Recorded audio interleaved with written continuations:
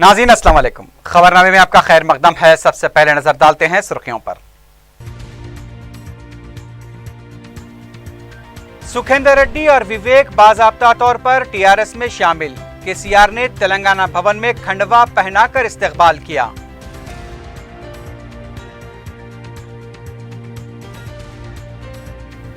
सियासी ताजरीन के पार्टी छोड़ देने से कांग्रेस को कोई नुकसान नहीं। राब्ता कमेटी के इजलास से दिग्विजय सिंह का खिताब।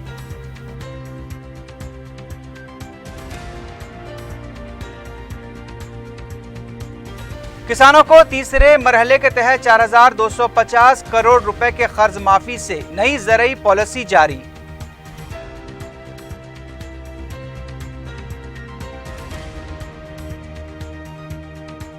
और आंध्रा जजेस की मुंतकली और हाईकोर्ट की तकसीम के मुतालबे के साथ वकला का एहतजाज जारी। मजीद शिद्दत पैदा करने का ऐलान।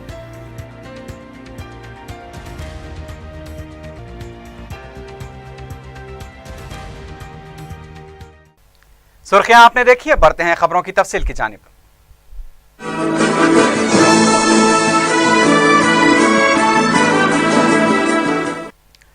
कांग्रेस के रुकने पार्लियामेंट जी सुखेंदर रेड्डी, मरियालगुड़े के रुकन असम्बली भास्कर राव, सीपीआई के रुकन असम्बली रविंदर कुमार, कांग्रेस के साबिक वजीर जी विवेक और जी विनोद ने टीआरएस में शमूलियत इख्तियार कर ली है। तेलंगाना भवन में वजीर आला ने खंडवा पहनाकर पार्टी में इनका खैर मकदम किया। इस मौके पर वजीर आला ने कहा कि जो जमातें तेलंगाना की तश्कील में रुकावटें पैदा करते हुए साजिशें कर रही थी, उन्हीं जमातों ने तेलंगाना की तश्कील के बाद भी टीआरएस को इख्तिदार से रोकने के लिए भी साजिशें की। उन्होंने कहा कि तेलंगाना की सियासत कमजोर नहीं हुई बल्कि कांग्रेस पार्टी कमजोर हो चुकी है। उन्होंने जाना रेड्डी पर शदीद नुक्ताचीनी करते हुए कहा कि राजशेखर रेड्डी के दौर में टीआरएस के अरकान असम्बली को पार्टी में शामिल करते वक्त जाना रेड्डी क्यों खामोश रहे। उन्होंने कहा कि टीआरएस पार्टी का कोई बॉस नहीं है, अवाम ही इसके बॉस हैं। उन्होंने कहा कि इस तरह के सियासी हरबे टीआरएस पार्टी के साथ न किए जाएं, क्योंकि तेलंगाना को सियासी व माशी इस्तेहकाम पहुंचाना ही टीआरएस का मकसद है। ఈ కుట్రల ఎవరు భాగస్వాములు? కేవలం రాజకీయ అధికారం కోసం అర్రులు దాచేటువంటి ఈరోజు మనం కనపడుతున్న అన్ని పార్టీలు కూడా కుట్రలో భాగస్వాములు. మీతో పాటు భుజం కలిపి నేనుంటా. మజ్లిస్ పార్టీ టీఆర్ఎస్ పార్టీకి మద్దతు ప్రకటిస్తుంది అని తెల్లారి వాళ్ళ హెడ్ ఆఫీస్ దారుసలాంలో భ్రష్టు పట్టిస్తున్నాడు కేసీఆర్. రాష్ట్రాన్ని భ్రష్టు పట్టిస్తారని జానారెడ్డి గారు పడితే మీ పార్టీ భ్రష్టు పట్టచ్చు. రాష్ట్రం సుస్థిరమైతా ఉంది. రాష్ట్రం కావడం ఒక నీతి అయిన తెలంగాణ తన కాళ్ళ మీద తాను నిలబడి రాజకీయ సుస్థిరత్వాన్ని, ఆర్థిక సుస్థిరత్వాన్ని సాధించి అద్భుతమైన ఆకుపచ్చ తెలంగాణ, బంగారు తెలంగాణ కావాలి. అదొకటే మా నీతి, వేరే నీతి మాకు లేదు. दूसरी तरफ तेलंगाना में कांग्रेस पार्टी मूर के इंचार्ज दिग्विजय सिंह ने कहा है कि सियासी कारोबार करने वाले ही टीआरएस में शामिल हो रहे हैं। तेलंगाना में कांग्रेस पार्टी के मौजूदा हालात पर दिग्विजय सिंह की क़ियादत में 4 चंबे को राब्ता कमेटी का इजलास मुनक्किद हुआ। इस मौके पर दिग्विजय सिंह ने कहा कि सियासी कारोबारियों के पार्टी छोड़ने से कुछ नहीं होगा। पार्टी में डिसिप्लिन बरकरार रखते हुए आपसी इख्तलाफात को ख़त्म किया जाए। उन्होंने पार्टी कायदीन को तेलंगाना अवाम के मफादात के लिए काम करने का मशवरा दिया। दिग्विजय सिंह ने हिदायत दी कि 30 दिन के अंदर मंडल कमेटियां तश्कील दी जाएं। माह अगस्त में बूथ लेवल कमेटी की तश्कील अमल में लाई जाए। जुलाई में तरबियती क्लासेस का अमल मुकम्मल किया जाए। उन्होंने मुतालबा किया कि नए अजला की तश्कील जुडिशियल कमिश्नर के जरिए अमल में लानी चाहिए। 2013 अराजी हुसूल एक्ट पर अमलावरी के लिए हुकूमत पर दबाव डाला जाए। बाद में मीडिया से बात करते हुए दिग्विजय सिंह ने इल्जाम लगाया कि आपाशी प्रोजेक्ट्स के बजट में इजाफा करते हुए बड़े पैमाने पर बदउनवानियां की जा रही हैं। जियो 123 के जरिए किसानों के पेट पर लात मारा जा रहा है। दिग्विजय सिंह ने कहा कि बागी अरकान असम्बली के खिलाफ इंसदाद इनहराफ कानून के तहत भी स्पीकर ने अभी तक कोई कार्रवाई नहीं की है। आईटी के रियासती वजीर केटी रामाराव ने रियासत में आईटी शोबे की तरक्की और कारकर्दगी पर इत्मीनान का इजहार किया है। आईटी शोबे की सालाना रिपोर्ट की जराई के मौके पर केटीआर ने कहा कि साल 2014-15 में आईटी शोबे की आमदनी 67,000 करोड़ रुपए थी और 2015-16 में 75,000 करोड़ रुपए तक पहुंच गई है। वजीर आईटी ने बताया कि टास्क के जरिए गुज़िश्ता साल 45,000 अफराद को तरबियत दी गई थी। उन्होंने बताया कि टास्क शोबे को हैदराबाद के अलावा रियासत के दीगर अजला में भी तोसी दी जाएगी। वजीर आईटी ने कहा कि तेलंगाना का टी हब मुल्क में एक रोल मॉडल के तौर पर उभर रहा है। वजीर आईटी ने कहा कि दिफाई शोबे को भी टी हब के साथ मिलकर काम करने के लिए वजारत दिफा आगे आ रहा है। केटीआर ने कहा कि मुस्तकबिल में आईटी शोबे की मजीद हौसला अफजाई करते हुए इसे मुल्क भर में मिसाली बनाया जाएगा।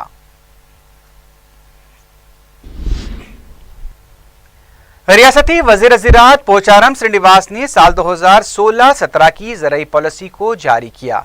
इस मौके पर मीडिया से बात करते हुए पोचारम श्रीनिवास ने कहा कि जल्द ही रियासत में तुखम और खाद की फराहमी के लिए इक़दाम किए जाएंगे। उन्होंने ये भी बताया कि तीसरे मरहले के तहत 4,250 करोड़ रुपए कर्ज माफी की किस्त जारी की जाएगी। वज़ीर ज़राअत ने यह भी कहा कि इस साल खरीफ के मौसम में कपास की काश्त में 35% की कमी हो सकती है। पोचारम श्रीनिवास ने यह भी कहा कि किसानों को कर्ज की अदायगी के लिए बैंकर से दरख्वास्त की गई है।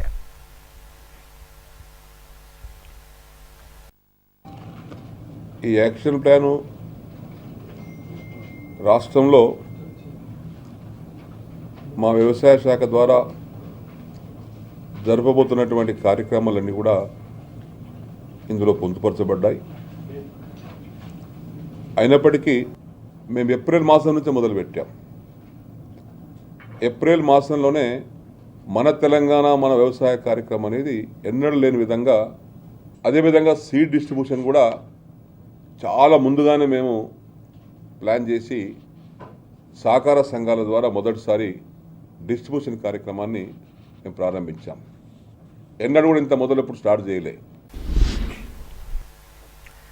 तेलंगाना सेक्रेटेरिएट में मुलाजमीन ने एहतजाजी मुजाहरा करते हुए आंध्रा मुलाजमीन वापस जाओ के नारे लगाए। एहतजाजी मुलाजमीन का कहना था कि तेलंगाना एएसओ को तरक्की देने के बजाय आंध्रा से तेलंगाना मुंतकिल होने वालों को एसओ मुकर्रर करते हुए तेलंगाना मुलाजमीन के साथ नाइंसाफी की जा रही है।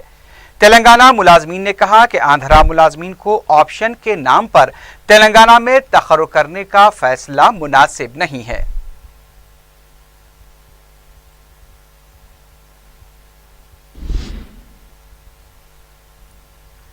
आंध्रा के जजेस की मुंतकली और हाईकोर्ट की तकसीम के मुतालबे को लेकर तेलंगाना वकला का एहतजाज जारी है। नामपल्ली अदालत के अहाते में चारशंबे को वकला ने खामोश एहतजाज किया। वकला ने बताया कि 19 जून तक यह एहतजाज जारी रहेगा और मुतालबात की अदम यकसुई पर एहतजाज में मजीद शिद्दत पैदा की जाएगी।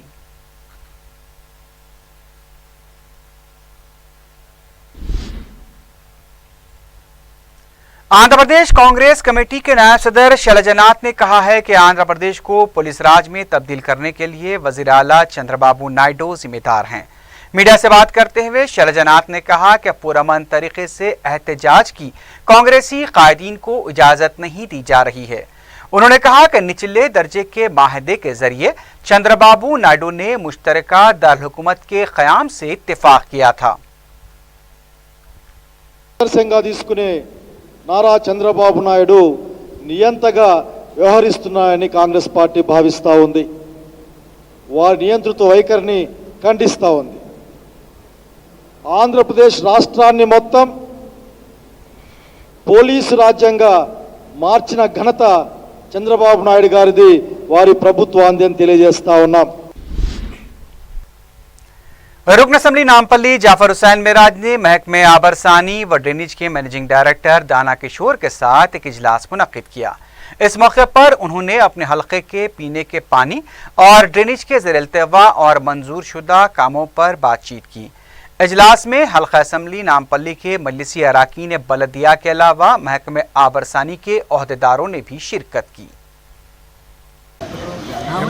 एमडी वाटर वर्क्स के यहाँ मैं और मेरे साथ नामपल्ली कॉन्स्टिट्यूंसी के तमाम कारपोरेटर्स मौजूद थे हमारा आने का मेन मकसद ये था कि एमडी वाटर वर्क्स करें, काफ़ी काम जो पुराने पेंडिंग है उसको जल्द से जल्द चालू करवाना, और जो अभी रमज़ान के दिनों में मसाजिद के करीब सीवरेज का ओवरफ्लो, वाटर की बराबर सप्लाई नहीं, और जो भी पेंडिंग काम है उसको, और एयरटैग मशीन बढ़ाने के लिए इसकी नुमाइंदगी करने के लिए हम लोग एमडी वाटर वर्क्स के लिए करने आए थे।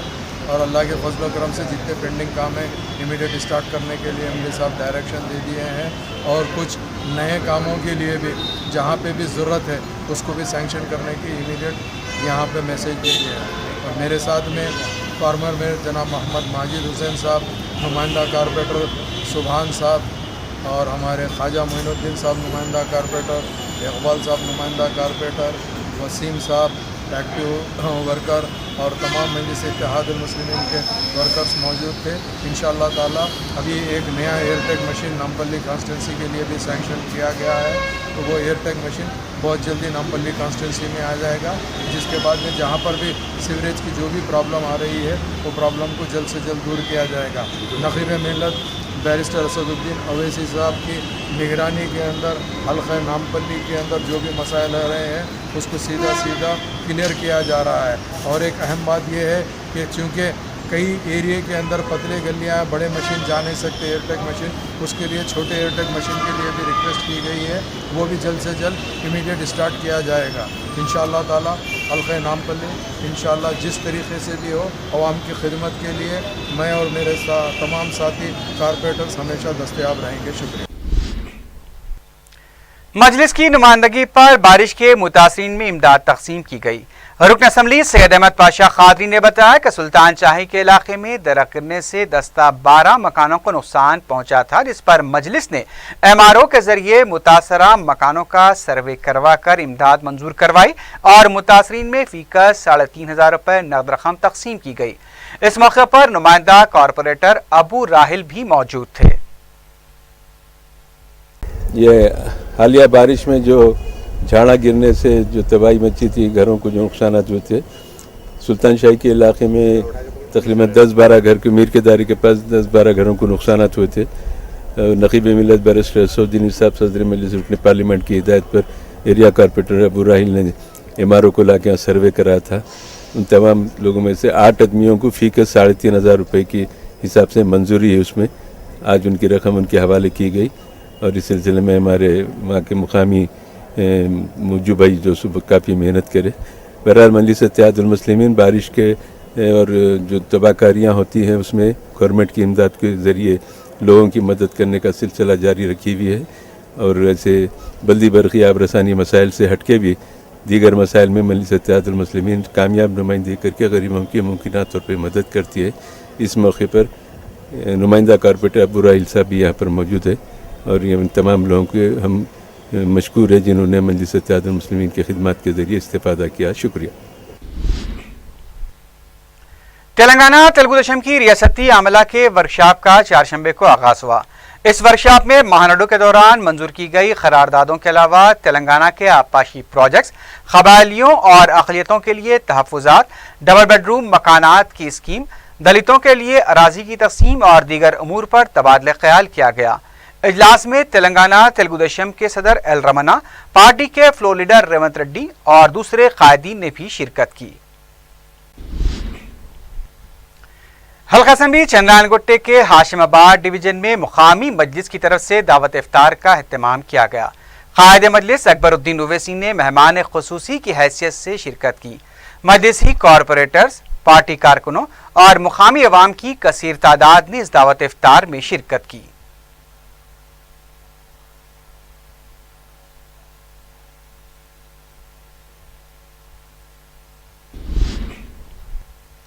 बीजेपी के रुकन असम्बली जी किशन रेड्डी ने हैदराबाद में पोलियो वायरस के पाए जाने को बात से तशवीश करार दिया है। हैदराबाद मेट्रो वाटर वर्क्स के MD दाना किशोर से नालों की सफाई से मुताल्लिक नुमाइंदगी के बाद मीडिया से बात करते हुए किशन रेड्डी ने बताया कि मूसा नदी के पानी के नमूनों के मुआयने से पोलियो वायरस की अलामात जाहिर हुई हैं, इसलिए नालों की सफाई पर तवज्जो दिलाई गई है। किशन रेड्डी ने कहा कि हिंदुस्तान पोलियो से पाक मुल्क कहा जाता है, लेकिन अब इस वायरस से तशवीश देखी जा रही है। उन्होंने कहा कि 20 से 25 जून तक 3 माह से 3 साल तक के बच्चों को पोलियो से बचने के लिए इंजेक्शन दिए जाएंगे।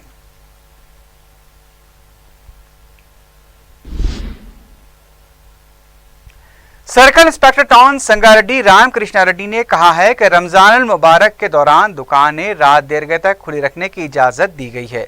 उन्होंने 4TV से बात करते हुए बताया कि पुलिस अवाम के साथ है और अवाम को भी चाहिए कि वो पुलिस से ताउन करें।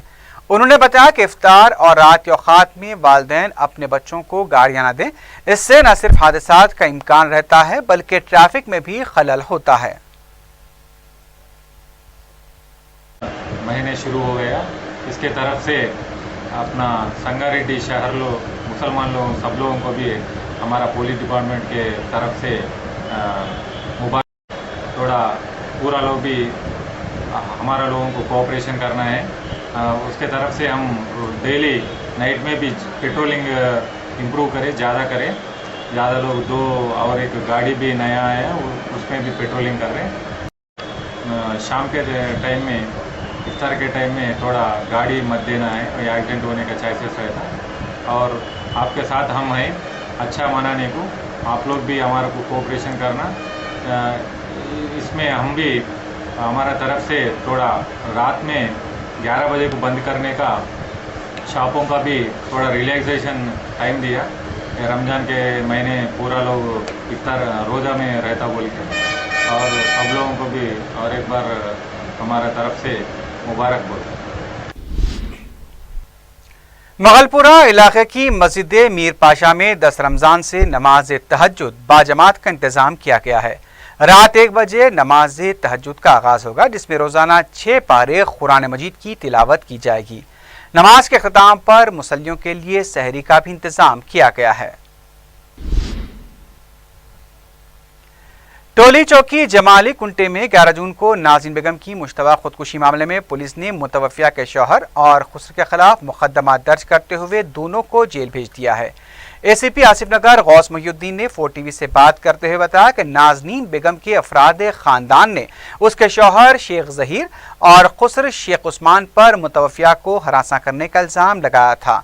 पुलिस ने शिकायत मिलने पर दोनों के खिलाफ दफ़ा 304B के तहत मुकदमा दर्ज किया था और दोनों को गिरफ्तार करते हुए जेल भेज दिया गया है।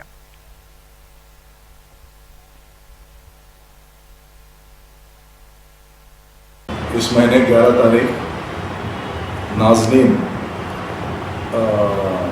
उनका मैरिज ज़हीर उस्मान से, उन्होंने नेटिव ऑफ उस्मानाबाद है, और लड़की की मैरिज लास्ट 2011 में उस्मान से मैरिज हुआ। उनके 2 बच्चे हैं।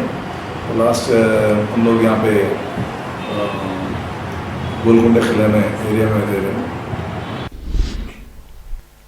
नामपल्ली नीलोफर हॉस्पिटल के करीब कचरे की निकासी करने वाली गाड़ी में मंगल की रात आतिशबाजी का वाक़या पेश आया। आग लगने के इस वाक़े से इलाके में कुछ देर के लिए सनसनी देखी गई। मुकामी अवाम ने मुस्तैदी का मुजाहरा करते हुए आग पर काबू पाया। आग लगने की वजह का पता नहीं चल पाया है।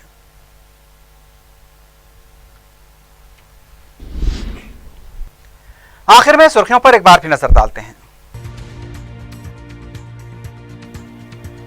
सुखेंदर रेड्डी और विवेक बाज़ाब्ता तौर पर TRS में शामिल। KCR ने तेलंगाना भवन में खंडवा पहनाकर इस्तकबाल किया।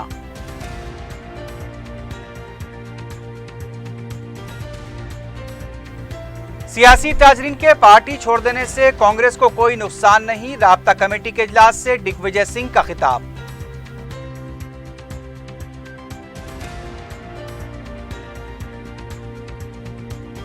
किसानों को तीसरे मरहले के तहत 4,250 करोड़ रुपए के कर्ज माफी से नई ज़रई पॉलिसी जारी।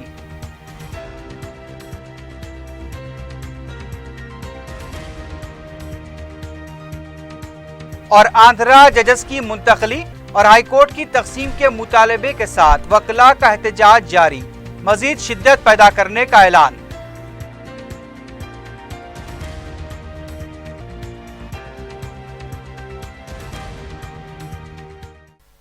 इसी के साथ ही खबरनामा अख्ताम को पहुंचा। अल्लाह हाफिज।